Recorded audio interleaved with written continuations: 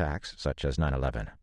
If I am right, then no war against terrorism can be effectively fought using the left-wing premises that are now accepted doctrine among mainstream liberals and Democrats.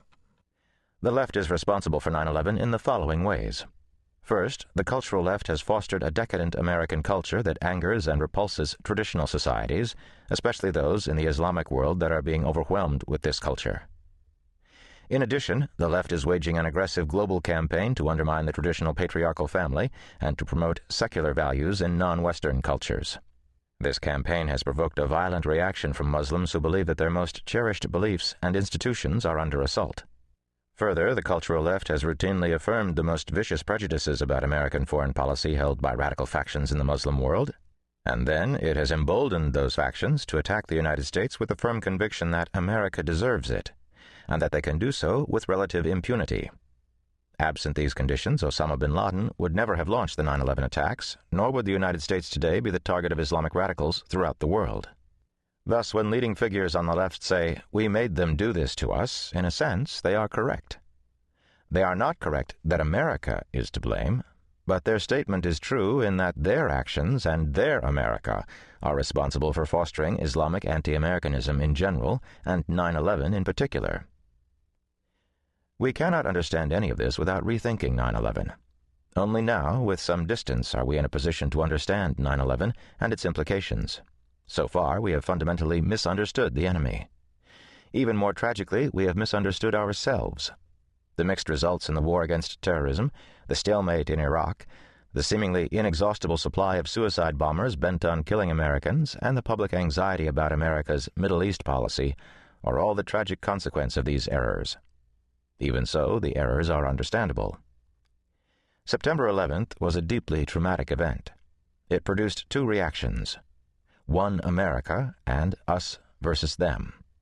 One America refers to the coming together of the American tribe, and such tribal unity is typically based on emotional displays of patriotism. The second reaction was us versus them, a blind rage toward the enemy. The immediate desire was to annihilate, not understand, the attacker. The early statements by the Bush administration reflected this unified belligerence. The terrorists are stateless outlaws. They are not Muslims. They are apostates to Islam. True Muslims must denounce them. They are fanatics. They are lunatics. They are suicidal maniacs who don't care about their lives. These themes were echoed across the political spectrum. Now, with reflection and more information, we can see that these statements are false. Specifically, the terrorists were not stateless outlaws. The al-Qaeda training camps were supported by the Taliban government in Afghanistan. As their diaries showed, the terrorists were deeply pious Muslims. Traditional Muslims were reluctant to denounce them as apostates to Islam because they were not apostates to Islam. Nor were they lunatics or even suicidal in the conventional sense. A typical suicide is someone who doesn't want to live. The terrorists wanted to live, but they were willing to die for a cause that they deemed higher. Not that they loved their life less, but they hated America more. Once the initial shock subsided, so did the national unity it had produced.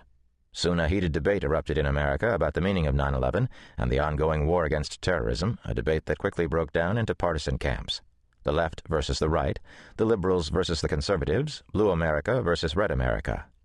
In a moment of genuine indignation, left-wing activist Michael Moore conveyed how large a chasm separates the two Americas. Reacting to 9/11, Moore posted the following message on his website: "Many families have been devastated tonight. This is just not right.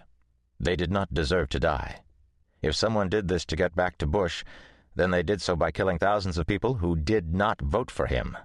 Boston, New York, D.C., and the plane's destination of California, these were places that voted against Bush." Moore's eruption, read with hindsight, seems slightly comic. It's hard to imagine bin Laden and his associates distinguishing between Bush supporters and Bush opponents for the purpose of launching attacks.